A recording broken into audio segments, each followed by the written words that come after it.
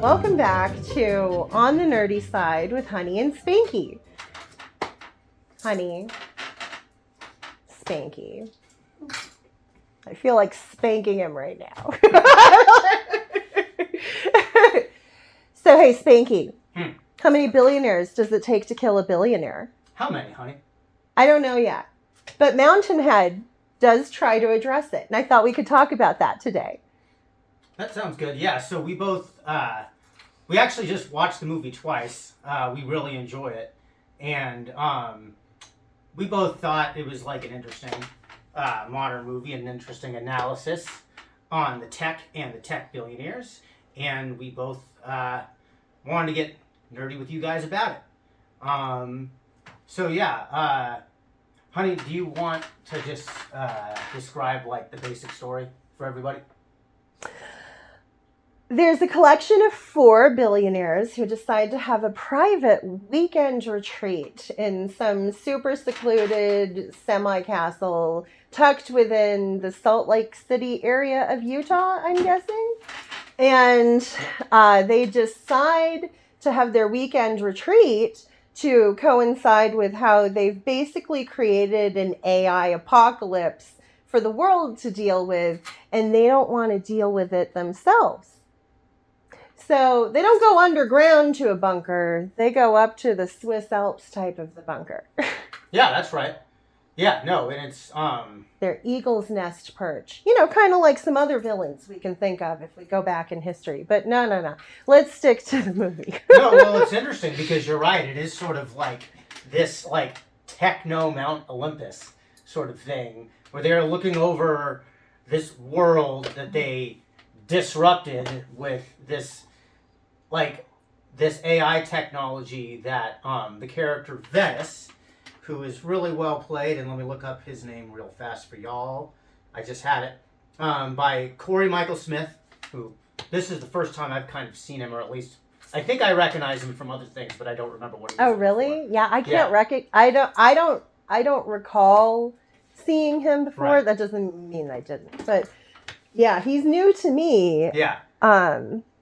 He sure makes you hate him. He sure makes right, and he is so some of the characters are stand-ins for real people, and some of them aren't. And this isn't just what's up? Okay, so I read about this, and just to be, true to the spirit of the film, the creator is telling us that each of the characters is kind of a Frankenstein monster of the real life tech billionaires that we know in the world we live in. Right. So, for instance, so what I was going to say was, Venice, played by Corey Michael Smith, is sort of like the stand-in for Elon Musk, who needs no introduction, right? We all know who he is by now. We don't have to go through the whole thing. And he's the one who is the founder of Tram, whose new AI has unleashed chaos onto the world because it's sort of like this Twitter video app where people are posting videos that are so good that people can't tell what's AI and what's fake, and it's causing wars and all this crazy business. Oh, I forgot one of the setup for the evening or the time that they're sharing is that they have made a promise that they're not going to do any kinds of deals. Yeah. Which, I mean, since they lack any of the ability to do friendship things, I don't really know what they were expecting to do other than deals. Right.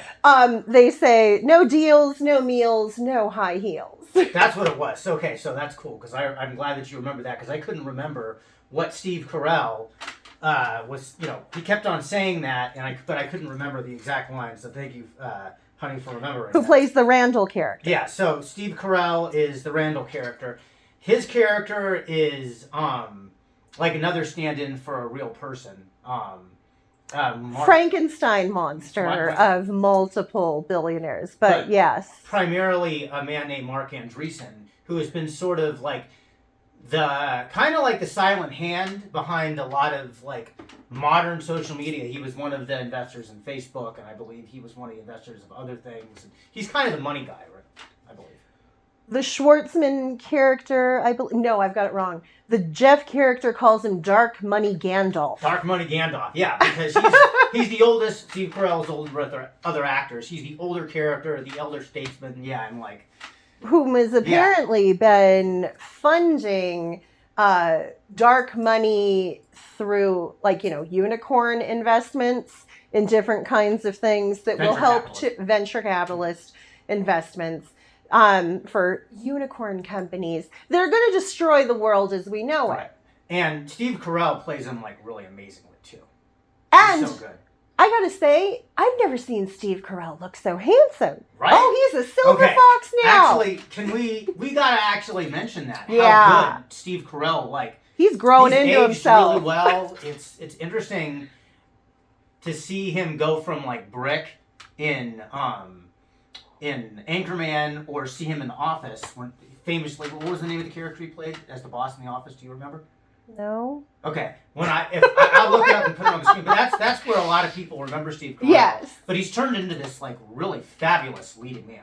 Yeah, but Steve Carell, I believe, unless I'm getting it mixed up, but I believe he got his start on The Daily Show. That's right. Yes, with Jon Stewart. Yeah, The Daily Show. And that he was one of like the kind of, the anchors, rotating characters and contributors. He was okay. So I'm not trying to be mean or anything. I think Steve Carell seems like an awesome person. And I would absolutely want to be friends with him, or meet him at a picnic and talk or something. Right. But he was never handsome, like in a classic sense. But he has really started to grow into himself. Right. Like almost like George Clooney. Where if you look at like George Clooney as a young man, he's okay. But if you look at George Clooney like from 40 on, you're like, oh, look at that guy.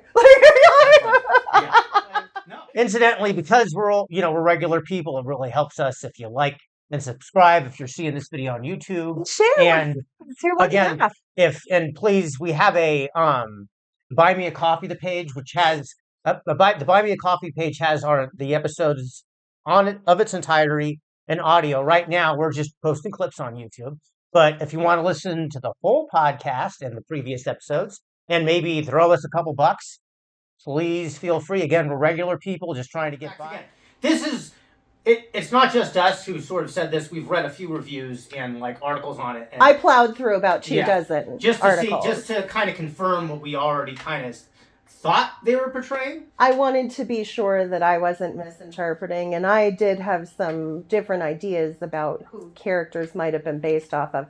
I was not thinking they were a Frankenstein amalgamation. They seemed pretty true to certain individuals. However, how can I say, right? And I have to believe the creators. I didn't come up with this movie. In fact, the gentleman who wrote and directed it, his name Jesse Armstrong, who made that show Succession. Yeah, which we didn't watch. I wasn't interested in doing that to myself. Certainly not for the length of a TV show either. No thanks. I understand that lots of people who are interested in that kind of thing did really enjoy it and were excited by what they considered to be an authentic portrayal of a certain class, which I'll be, full disclosure. I don't know. Actually, I do know one billionaire, but he's not at all what you would think.